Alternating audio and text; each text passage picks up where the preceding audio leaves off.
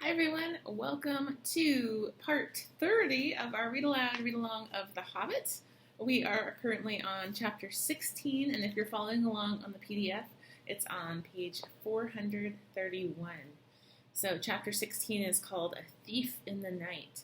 You might remember from the past chapters that the dwarves are looking for something, especially Thorin. The dwarves are trying to find a particular piece of treasure in the hoard that Smaug left behind in the mountain. So let's hear what's going on with that. Now, the days passed slowly and wearily. Many of the dwarves spent their time piling and ordering the treasure. And now Thorin spoke of the Arkenstone of Thrain, and bade them eagerly to look for it in every corner. For the Arkenstone of my father, he said, is worth more than a river of gold in itself, and to me is beyond price. That stone of all the treasure I name unto myself, and I will be avenged on anyone who finds it and withholds it. Now Bilbo heard these words and grew afraid, wondering what would happen if the stone was found, wrapped in an old bundle of tattered oddments that he used as a pillow. All the same, he did not speak of it, for as the weariness of the days grew heavier, the beginnings of a plan had come into his little head. Things had gone on like this for some time, when the ravens brought news that Dane and more than 500 dwarves, hurrying from the Iron Hills, were now within about 2 days' march of Dale, coming from the northeast. But they cannot reach the mountain unmarked, said Rarg, and I fear lest there be battle in the valley. I do not call this counsel good.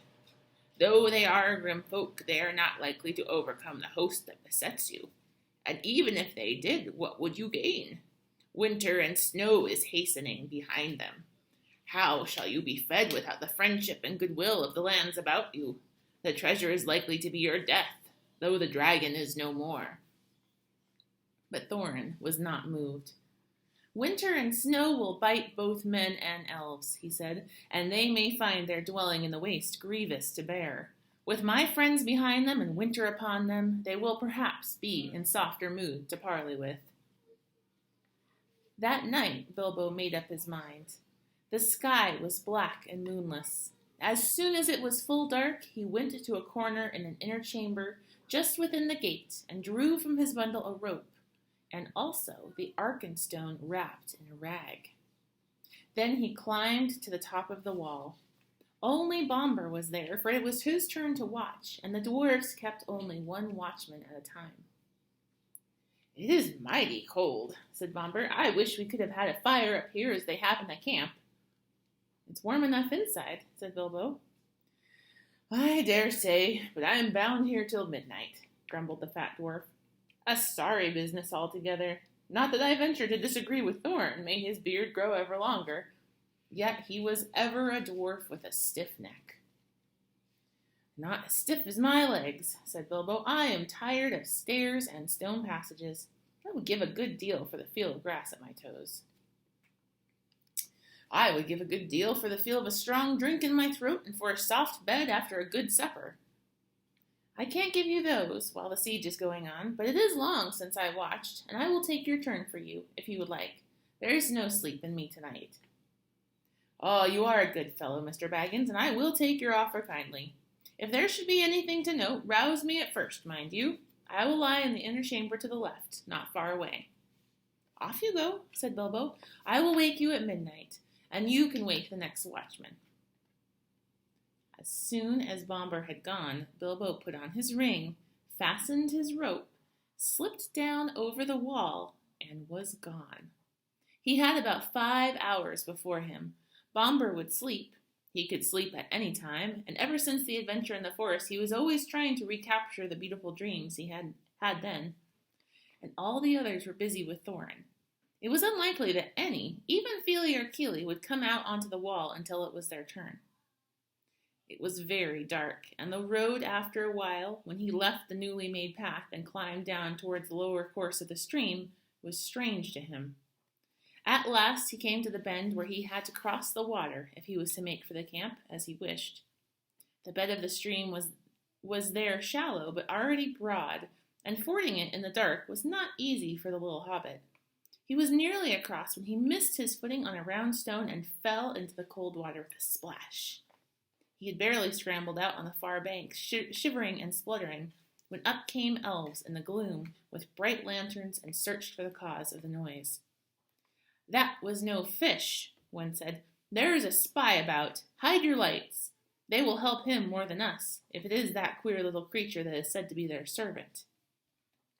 "Servant, indeed," snorted Bilbo, and in the middle of his snort he sneezed loudly, and the elves immediately gathered toward the sound. "Let's have a light," he said. "Here I am, if you want me." And he slipped off his ring and popped from behind a rock. They seized him quickly in spite of their surprise. "Who are you? Are you the dwarves' hobbit? What are you doing? How did you get so far past our sentinels?" they asked one after another. "I am Mr. Bilbo Baggins," he answered, "companion of Thorin, if you want to know. I know your king well by sight, though perhaps he doesn't know me to look at. But Bard will remember me, and it is Bard I particularly wish to see." "Indeed," they said, "and what may be your business?" "Whatever it is my own, my good elves. But if you ever wish to get back to your own woods from this cold, cheerless place," he answered, shivering, "then you will take me along quick to a fire where I can dry, and then you will let me speak to your chiefs as quick as I may. I have only an hour or two to spare." And that is how it came about that after some 2 hours after his escape from the gate, Bilbo was sitting beside a warm fire in front of a large tent, and there too, gazing curiously at him, both the Elven King and Bard. A hobbit in elvish armor, partly wrapped in an old blanket, was something new to them. "Really, you know," Bilbo was saying in his best business manner, "things are impossible. Personally, I am tired of this whole affair. I wish I was back in the West in my own home, where folk are more reasonable. But I have an interest in this matter, 1/14th share to be precise, according to a letter which fortunately I have kept." He drew from a pocket in his old jacket, which he still wore over his mail, crumpled and much folded, Thorin's letter that had been put under his cloak, under the clock on his mantelpiece in May. "A share in the profits, mind you," he went on. "I am aware of that. Personally, I am only too ready to consider all your claims carefully, and deduct what is right from the total before putting in my own claim. However, you don't know Thorin Oakenshield as well as I do now. I assure you he is quite ready to sit on a heap of gold and starve as long as you sit here with him." "Well, let him," said Bard. "Such a fool deserves to starve." "Quite so," said Bilbo, "and I see your point of view. At the same time, winter is coming on fast. Before long, you will be having snow and whatnot, and supplies will be difficult, even for elves, I imagine. Also, there will be other difficulties. You have not heard of Dane and the dwarves of the Iron Hills?" "We have a long time ago, but what has he got to do with us?" asked the king. "I thought as much. See, I have some information you have not got. Dane, I may tell you, is now less than 2 days' march off, and has at least 500 grim dwarves with him. A good many of them have had experience in the dreadful dwarf and goblin wars, of which you have no doubt heard. When they arrive here, there will be serious trouble." "Why do you tell us this? Are you betraying your friends, or are you threatening us?" asked Bard grimly. "My dear Bard," squeaked Bilbo, "don't be so hasty. I never met such suspicious folk. I am merely trying to avoid trouble for all concerned. Now, I will make you an offer." "Let us hear it," they said. "You may see it," said he. "It is this." And he drew forth the Arkenstone and threw away the wrapping. The Elven King himself, whose eyes were used to things of wonder and beauty, stood up in amazement. Even Bard gazed marveling at it in silence. It was as if a globe had been filled with moonlight and hung before them in a net woven of the glint of frosty stars. "This is the Arkenstone of Thrain," said Bilbo, "the heart of the mountain. And it is also the heart of Thorin. He values it above a river of gold. I give it to you. It will aid you in your bargaining." Then Bilbo, not without a shudder, not without a glance of longing, handed the marvelous stone to Bard, and he held it in his hand as though dazed. "But How is it yours to give? He asked at last with an effort.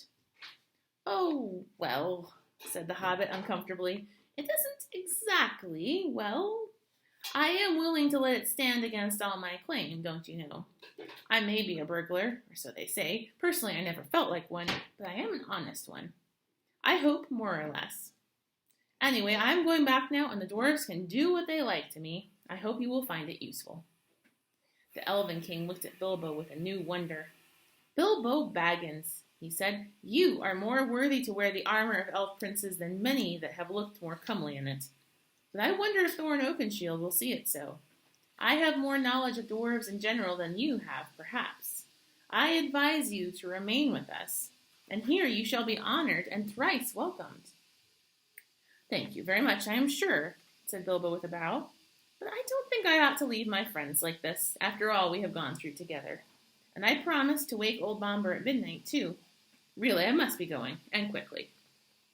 Nothing they could say would stop him, and so an escort was provided for him, and as he went, both the king and bard saluted him with honor. As they passed through the camp, an old man, wrapped in a dark cloak, rose from a tent door where he was sitting and came toward them.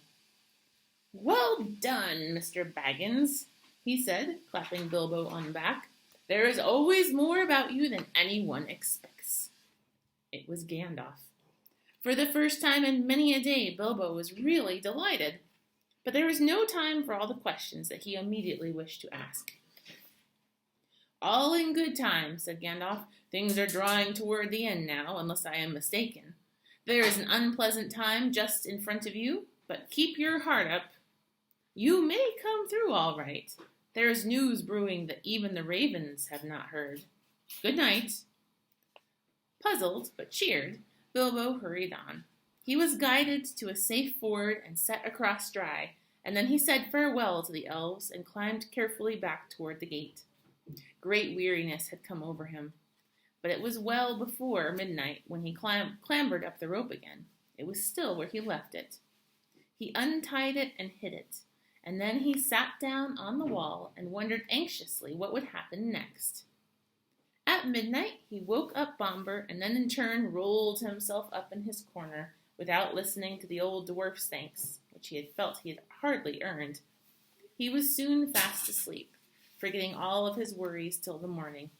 As a matter of fact, he was dreaming of eggs and bacon. So Bilbo has bargained away the Arkenstone with the elves and bard. So let's find out what happens next. So next chapter is chapter 17, The Clouds Burst. All right, catch you next time.